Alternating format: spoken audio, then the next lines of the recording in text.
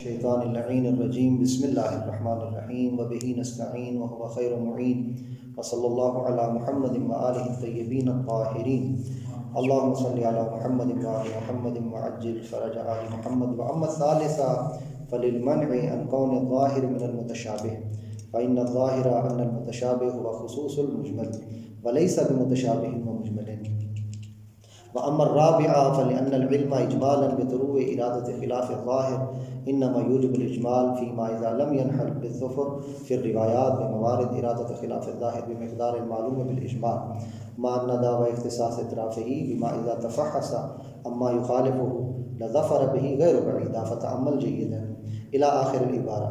بیان یہ کر رہے تھے کہ ظاہر کتاب جو ہے وہ حجت نہیں ہے، اور اس پر انہوں نے 5 ادلہ قائم کی تھی کہ 5 دلیلوں کے ذریعے ہم اس بات کے قائل ہوئے ہیں کہ قرآن مجید کے ظواہر حجت نہیں ہیں، حدیث کے ظواہر جو ہیں وہ حجت ہیں۔ ان میں سے 2 دعوے جو تھے، 2 دلیلیں جو تھیں ان کو رد کر دیا تھا۔ اب تیسری دلیل کو بیان کریں گے آج انشاءاللہ۔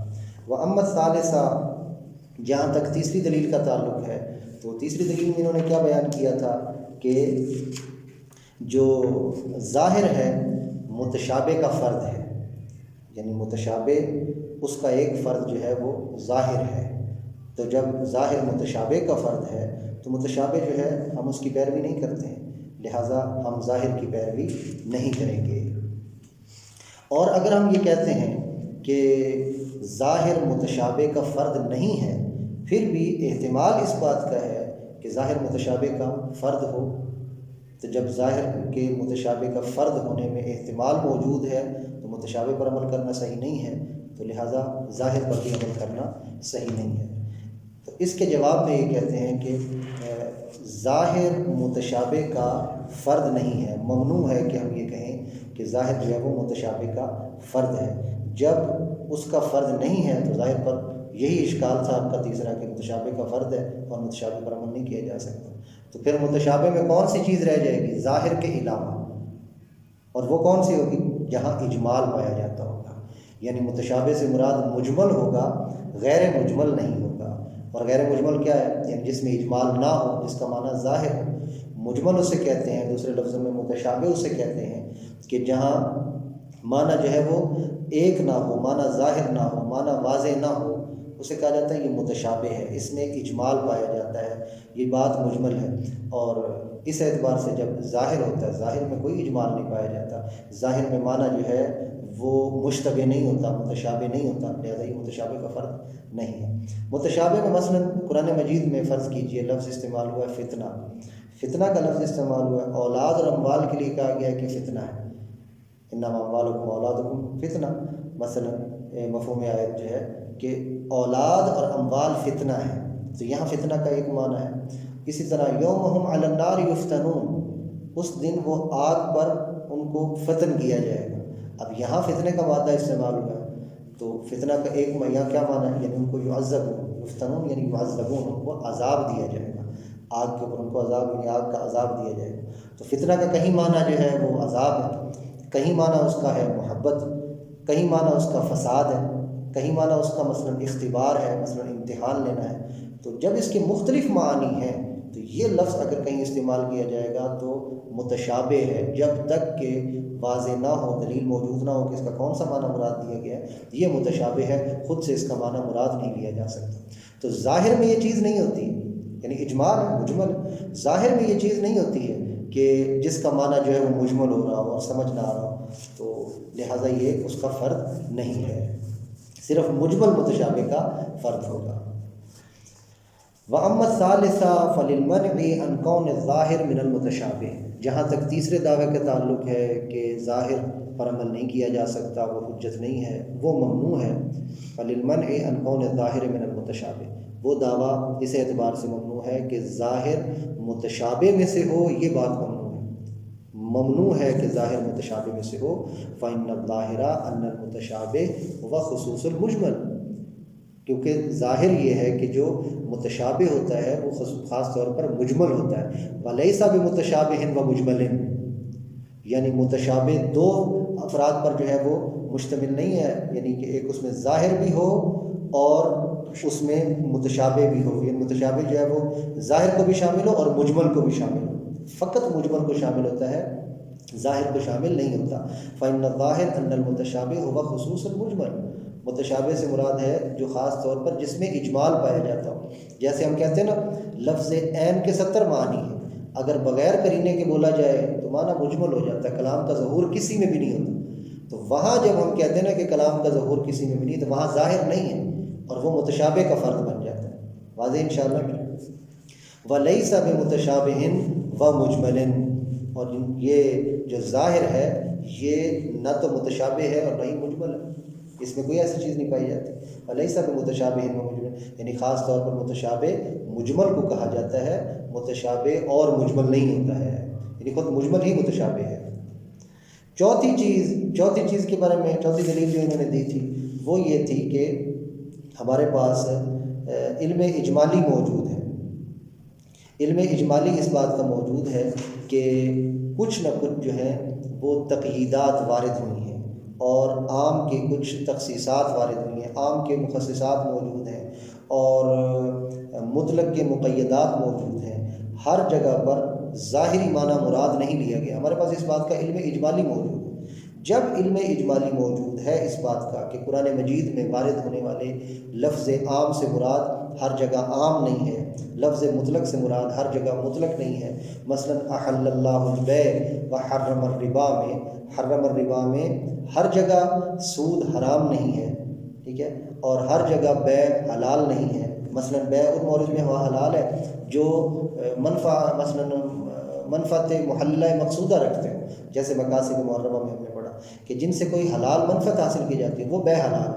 کتوں کی بیع کرنا کیا جائز ہے؟ جائز نہیں ہے۔ وہ 4 شکاری اور وہ جو 4 کتے 4 قسم کے ہیں، کلب الصید ہے، کلب البستان ہے، اور ان کتوں کو چھوڑ کے یا خنزیر کی بیع کرنا اجلکم اللہ، یہ بیع کرنا حرام ہے۔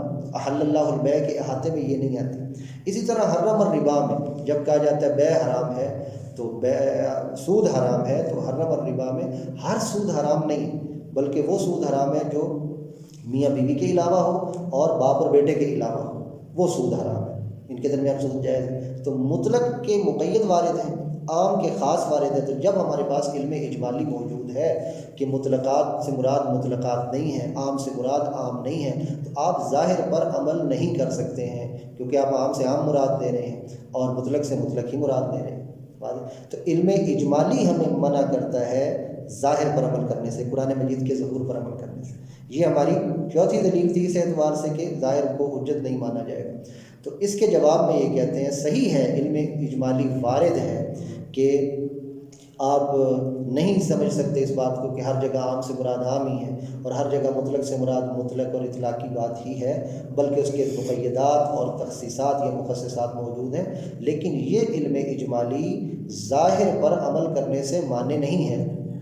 ظاہر پر عمل کرنے سے تب مانے ہو کہ جب ہم اس علم اجمالی کو منحل نہ کر چکے ہوں، جب ہم اس علم اجمالی کے بارے میں تحقیق کرنے کے بعد علم تفصیلی تک نہ پہنچ چکے ہوں، جبکہ ہم نے جب روایات کو دیکھا، مقیدات کو تلاش کیا، مخصصات کی فحص کی، تو پتہ چل گیا کہ فلاں فلاں عام جو ہے اس کی تخصیص موجود ہے، فلاں فلاں مطلق جو ہے اس کی تقیید موجود ہے۔ جب وہ سارے ہمارے پاس موجود ہیں تو ان کو جاننے کے بعد علم اجمالی علم تفصیلی میں منحل ہو جائے گا، یعنی وہ موارد کے جہاں عام سے مراد عام نہیں ہے، خاص سے مراد خاص نہیں ہے، کیونکہ قرآن مجید میں آپ جانتے ہیں کہ قرآن مجید کبھی کبھی لفظ خاص بولتا ہے مراد عام ہوتی ہے، کبھی کبھی لفظ عام بولتا ہے مراد خاص ہوتی ہے۔ مثلا حضرت ابراہیم علیہ السلام کو قوم سے تعبیر کیا گیا، ٹھیک ہے، ان کو امت سے تعبیر کیا گیا، ٹھیک ہے۔ تو اب یہاں پر کیا ہے کہ فرد واحد ہے، اس سے جمع مراد لی۔ تو جہاں خلاف ظاہر کا ارادہ ہے، اگر روایات کے ذریعے ہم اس کا پتہ لگا لیں، ہم اس کی تحقیق کر لیں، تو اس کے بعد تو علم اجمالی نہیں رہتا جو ظاہر پر عمل کرنے سے مانے، لہذا ہم ظاہر پر عمل کر سکتے ہیں۔ اولاً یہ ہے، اور دوسری بات یہ ہے کہ یہ جو علم اجمالی ہے، یہ علم اجمالی خاص، اگر ہم یہ کہیں کہ خاص ہے انہی افراد کے بارے میں اور انہی اطراف کے بارے میں کہ جن کے بارے میں ہمیں فحص ابھی ہم نے جن کے بارے میں نہیں کیا کہ ان کا کوئی مقید موجود ہے یا تخصیص موجود ہے یا نہیں، اس کے ساتھ خاص ہے یہ۔ وہاں آپ خاص کا جو ہے ظاہر کا ارادہ نہیں کر سکتے۔ یہ بات بھی بعید نہیں ہے کہ اس سے مراد وہ اطراف ہوں کہ جہاں پر آپ نے ابھی فحص نہیں کی ہے مقیدات کی اور مخصصات کی، نہ کہ یہ علم اجمالی معنی ہے ان ظواہر میں بھی کہ جن کے بارے میں آپ کو فحص کرنے کے بعد اور تحقیق کرنے کے بعد بھی کوئی مخصص اور اس کا مقید نہیں ملا ہے، یہ مراد نہیں ہے۔ بات بسیط سی ہے، مشکل نہیں ہے۔ وَأَمَّا الرَّابِعَةُ، جہاں تک چوتھے اشکال کا تعلق ہے جو معنی ہے ظاہر قرآن کی حجیت سے اور اس کو اخذ کرنے سے، وہ اس لیے فَلِأَنَّ الْعِلْمَ إِجْمَالًا، کیونکہ ہمارا جو علم ہے اجمالی طور پر بِطُرُوِ ارادت خلاف ظاہر، اس بات کے طرو کے بارے میں کہ خلاف ظاہر کا بھی ارادہ ہے۔ یہی ہمارا اشکال تھا، دلیل تھی یا دعویٰ تھا کہ علم اجمالی وارد ہے جو یہ بتاتا ہے کہ خلاف ظاہر کا ارادہ کیا گیا ہے قرآن مجید سے، کہ ظاہری الفاظ سے ظاہری معنی مراد نہیں ہے۔ تو یہ معنی ہے انما یوجب الاجمال فیما اذا لم ينحل بالظفر فی الروایات بموارد ارادت خلاف الظاہر۔ یہ علم اجمالی جو کہ خلاف ظاہر کے ارادے پر طاری ہے، اور کہا جاتا ہے کہ خلاف ظاہر کا ارادہ کیا گیا ہے، اس بات کا ہمیں علم اجمالی ہے، یہ اجمال کا موجب بنتا ہے، یعنی اس کے ذریعے اجمال آتا ہے، لیکن اس مورد میں کہ اذا لم ينحل بالظفر، جب لم ينحل یعنی لم ينحل العلم الاجمالی، جب علم اجمالی منحل نہ ہو کس کے ذریعے؟ بالظفر فی الروایات، یعنی روایات میں کامیابی کے ساتھ اگر یہ علم اجمالی منحل نہ ہو چکا ہو تو پھر یہ اجمال پیدا کرتا ہے کہ پتہ نہیں شاید ظاہر کے خلاف کا ارادہ نہ ہو۔ کہاں؟ بموارد ارادت خلاف الظاہر، ان موارد میں کہ جہاں ظاہر کے خلاف کا ارادہ ہے، ظاہر کے خلاف کے ارادہ کے موارد میں روایات کے ذریعے جب ہم کامیابی حاصل کر چکے ہیں اور ہم جان چکے ہیں کہ قرآن مجید کے کون سے عام کی تخصیص موجود ہے، کون سے مطلق کی تقیید موجود ہے، تو اب اجمال نہیں رہتا۔ اجمال وہاں رہتا ہے جہاں خلاف ظاہر کے ارادہ والے موارد میں ہم نے روایات میں علم اجمالی کو منحل نہ کر دیا ہو۔ منحل کدھر؟ یعنی علم اجمالی کو منحل کر دیا ہو علم تفصیلی کی طرف۔ جب ہم نے روایات میں چھان بین کر لی ہے، جو تخصیص ملنی تھی مل گئی ہے، جو تقیید ملنی تھی مل گئی ہے، اس کے بعد ہم ظاہر پر عمل کریں گے باقی کو۔ یعنی اگر باقی میں موجود ہوتی، کوئی تخصیص موجود ہوتی، ظاہری معنی مراد نہ ہوتا تو وہ ذکر ہوتا۔ بے مقدار المعلوم بالاجمال، یعنی انما یوجب الاجمال فیما اذا لم ينحل بالظفر بمقدار المعلوم بالاجمال، جو معلوم بالاجمال ہے اس کی مقدار کے اعتبار سے، یعنی جس کا ہمیں پتہ ہے کہ یہاں پر اجمال موجود ہے، فقط اسی میں ہی وہ اجمال کا موجب بنتا ہے۔ یعنی جہاں جو معلوم بالاجمال ہے اسی میں ہی، اسی مقدار میں ہی وہ اجمال کا موجب بنتا ہے، لیکن جہاں اجمال منحل ہو جاتا ہے، جہاں ہم تفصیل اس کی جان لیتے ہیں، روایات کو دیکھ لیتے، وہاں اجمال نہیں رہتا ہے۔ اولا وثانیا مع ان الدعوی اختصاص اطراف علم الاجمالی، یہ جو علم اجمالی کی اطراف ہے، یعنی جس میں آپ کو شک ہے، اس مورد میں ظاہری معنی کا خلاف کا ارادہ کیا گیا، اس مورد میں شاید خلاف ظاہر کا ارادہ ہے، اس مورد میں رقم الف، رقم بے، رقم جیم، رقم دال، ان موارد میں کیا احتمال ہے علم اجمالی موجود ہے کہ خلاف ظاہر کا ارادہ کیا گیا۔ یہ اطراف علم اجمالی کا اختصاص کا دعویٰ بما اذا تفحص اما یخالفہ لظفر بہ غیر بعیدۃ، کہتے بعید نہیں ہے کہ یہ علم اجمالی کی ان اطراف کے ساتھ خاص ہو، بما اذا تفحص اما یخالفہ لظفر بہ، کہ اگر ان کی فحص کرتا بندہ یا تفحص، اگر ان کی فحص کی جاتی اما یخالفہ، جو اس کے ظاہر کے خلاف ہے، لظفر بہ یا لظفر بہ، تو اس کے بارے میں کامیابی مل جاتی، غیر بعیدۃ، یہ بھی بات بعید نہیں ہے۔ یعنی ہمارا یہ کہنا کہ علم اجمالی فقط ان موارد کے ساتھ خاص ہے کہ جو ہمیں ظاہر کے خلاف کے ارادہ پر وارد ہے علم اجمالی، جہاں ہم نے فحص اگر ہم کریں تو ہمیں پتہ چل جائے گا کہ اس کے خلاف ظاہر کا ارادہ کیا گیا یا نہیں کیا گیا، غیر بعیدۃ فتأمل جیداً۔ یعنی اوپر والی بات میں اور اس بات میں کیا فرق ہوا؟ وہاں وہ کہتے ہیں کہ علم اجمالی، پہلے کہا علم اجمالی جو وارد ہے کہ ہو سکتا ہے خلاف کا ارادہ کیا گیا، ظاہر کے خلاف کا ارادہ کیا گیا. کہتے ہیں یہ علم اجمالی معنی تب بنتا ہے جب یہ علم اجمالی تفصیل میں تبدیل نہ ہو سکتا. ہم علم اجمالی کو منحل نہ کر سکتے. جب علم اجمالی منحل ہو جاتا ہے، روایات کے ذریعے ہمیں پتہ چل جاتا ہے کہ یہ مراد نہیں ہے، خلاف ظاہر کا ارادہ نہیں کیا گیا، یہاں پر ظاہر کا ہی ارادہ ہے، اس کا کوئی مقید موجود نہیں ہے، کوئی تخصیص موجود نہیں ہے، تو پھر کوئی مشکل نہیں ہے. ہم فقط اور فقط اسی پر اکتفا کریں گے کہ جو مجمل ہے، جہاں پر اجمال پایا جاتا ہے. ثانیاً میں بھی بات وہی ہے لیکن دوسرے انداز میں بیان کر رہے ہیں. کہتے ہیں ہو سکتا ہے کہ بلکہ ہم یہ بھی بعید نہیں ہے کہ ہم کہیں کہ علم اجمالی جو کہ خلاف ظاہر کے ارادہ پر وارد ہے وہ فقط اور فقط اس چیز کے ساتھ اور اس قید کے ساتھ ہو کہ اگر اس کے بارے میں ہم چھان بین کریں تو ہمیں اس پر کامیابی حاصل ہو جائے اور ہم نہ کریں. یعنی خاص ہے علم اجمالی کا جو معنی بننا ظاہر کے اخذ کرنے سے، ان اطراف کے ساتھ خاص ہے یہ دعویٰ کہ آپ ظاہر پر عمل نہیں کر سکتے اور ظاہر کے خلاف کا ارادہ بھی ممکن ہے. جہاں ممکن ہو فاس کرنا اور ہم فاس کریں تو ہمیں اس پر کامیابی بھی حاصل ہو جائے کہ جو ظاہر کے مخالف ہے اس کا پتہ چل جائے. تعلق ہی علم اجمالی کا جس کو آپ معنی قرار دے رہے ہو فقط ان اطراف کے ساتھ ہو جن میں بحث کرنا ضروری ہے، اور جو ظاہر ہو وہ ویسے ہی ظاہر ہو. فتح عمل جیدہ. اس کے بعد کہتے ہیں وہ عمل خامسہ. بات واضح ہو گئی یہاں تک. پانچویں دلیل میں انہوں نے کیا کہا تھا؟ پانچویں دلیل میں انہوں نے کہا تھا کہ یہ تفسیر بالرائے ہے، کہ ہمارے پاس روایات موجود ہیں وہ جو کہ تفسیر بالرائے سے نہیں کرتی ہیں، منع کرتی ہیں کہ تفسیر بالرائے نہیں کرنی چاہیے. ٹھیک ہے. اور جب ہم قرآن مجید کے الفاظ کو ظاہر پر حمل کرتے ہیں، اس کے ظاہری معنی کو لیتے ہیں، تو یہ تفسیر بالرائے ہے، لہذا تفسیر بالرائے جو ہے منہی عنہ ہے، ہم ظاہر پر عمل نہیں کر سکتے. اس کے 3 طرح سے انہوں نے جواب دیا.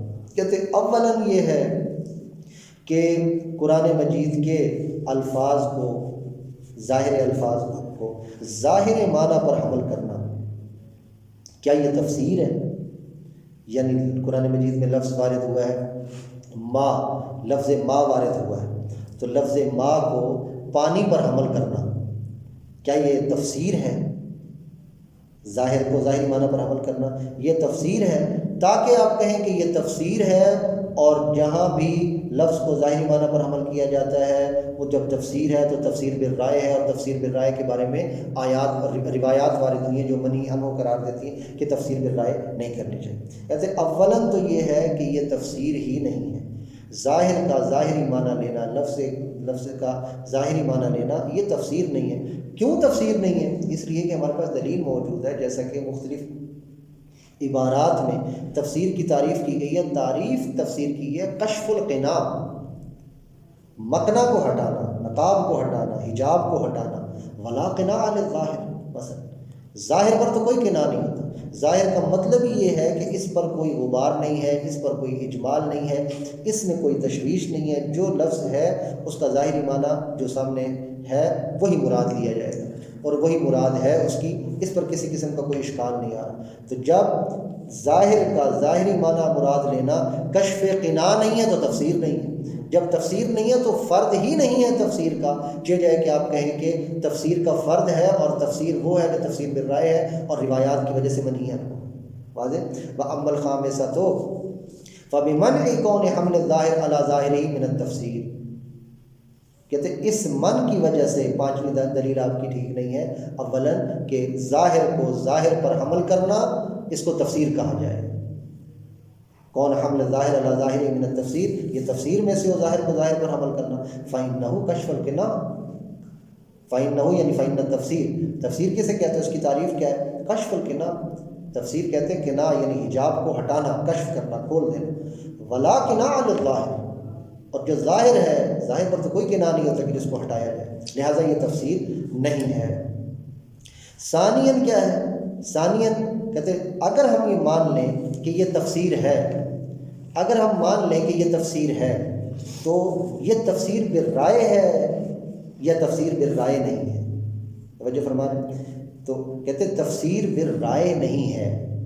اگر ہم اس کو تفسیر مان لیں، لفظ کے ظاہر کو ظاہری معنی مراد لیں تو یہ تفسیر بالرائے نہیں ہے. اس لیے کہ تفسیر بالرائے کسے کہتے ہیں؟ تفسیر بالرائے اسے کہتے ہیں جہاں ہم لفظ کے اس معنی کو مراد لیں جہاں ہمارا ظن جا رہا ہے، یا جہاں ہم استحسان کے طور پر اس کا کوئی معنی مراد لے رہے ہیں، یا ہم اپنی طرف سے کوئی کسی چیز کی طرف رجحان رکھتے ہوئے اس کا معنی مراد لے رہے ہیں۔ مثلا نعوذ باللہ مثلا جس ایک شخص نے کہا تھا کہ وزر البیع یا ایھا الذین آمنوا اذا نودی للصلاۃ من یوم الجمعۃ فاسعوا الی ذکر اللہ وذروا البیع، تو اس نے کہا یہ بیع سے مراد بیعت ہے، مثلا نعوذ باللہ ثم نعوذ باللہ۔ تو یہ جو بیع کا معنی بیعت لینا، وزر البیع، بیع کو چھوڑ دو، خرید و فروخت کو چھوڑ دو، تو یہ چونکہ اس کا رجحان کس طرف ہے، اس شخص کا جس نے بھی یہ بات کی ہے، اس کا رجحان ایک خاص معنی کی طرف ہے، اس نے وہ معنی مراد لے لیا۔ توجہ فرمائی، تو جو خاص معنی اس نے مراد لیا اپنے رجحان کی وجہ سے، احتمال کی وجہ سے، اگر اس ظن، احتمال یا استحسان یا اپنے ذاتی رجحان کی وجہ سے بغیر ائمہ سے پوچھے، بغیر روایات کی طرف رجوع کیے، بغیر اہل قرآن اور معرفت قرآن رکھنے والوں سے اگر ظاہری لفظ کا کوئی معنی مراد لے رہا ہے اس مبنا کی بنا پر، اپنے اس سابقہ مبنا کی بنا پر، اپنی ذاتی خواہشات کی بنا پر، تو وہاں لفظ کا کوئی معنی لینا وہ تفسیر بالرائے ہے۔ اور ہم ایسا نہیں کہہ رہے کہ کسی بھی لفظ کا ظاہری معنی بغیر ائمہ کی طرف رجوع کیے لیں، یا بغیر اپنے جو ہے وہ ذات کی وجہ سے لیں، اپنے ذاتی رجحان کی وجہ سے لیں۔ یہ عبارت ہے، اس میں مطلب کوئی نہیں ہے، ثالثاً انشاءاللہ کل پڑھیں گے۔ وَلَوْ سُلِّمَ، اور اگر تسلیم کر لیا جائے، یہ ثانیاً ہے، کیا تسلیم کر لیا جائے کہ ظاہر کا ظاہری معنی لینا تفسیر ہے، ٹھیک ہے، یہ تفسیر ہے، فَلَيْسَ مِنَ التَّفْسِيرِ بِالرَّأْيِ، تو یہ تفسیر بالرائے نہیں ہے، اگر تفسیر بھی ہے یہ صحیح تفسیر ہے۔ کیوں؟ اِذِ الظَّاهِرُ أَنَّ الْمُرَادَ بِالرَّأْيِ هُوَ الْاعْتِبَارُ، اس لیے کہ ظاہر ان المراد بالرائے، تفسیر بالرائے، رائے والی تفسیر سے مراد کیا ہے، جس کو منع کیا گیا، جس کے روایات میں منع کیا گیا، الاعتبار الظنی الذی لا اعتبار به، ظنی اعتبار یعنی ظن کے طور پر، استحسان کے طور پر آپ کو اچھا لگ رہا ہے، اس اعتبار سے لا اعتبار به، اس کا کوئی اعتبار نہیں، یعنی اس کی کوئی قیمت نہیں ہے، یہ مراد ہے تفسیر بالرائے سے۔ وَإِنَّمَا كَانَ مِنْهُ حَمْلُ اللَّفْظِ عَلَى خِلَافِ ظَاهِرِهِ، انما كان منه یعنی من الرائے، تفسیر بالرائے سے ہی ہے، تفسیر بالرائے کا ہی فرد ہے، کیا؟ حمل اللفظ علی خلاف ظاہر، لفظ کو ظاہر کے خلاف پر حمل کرنا تفسیر بالرائے ہے۔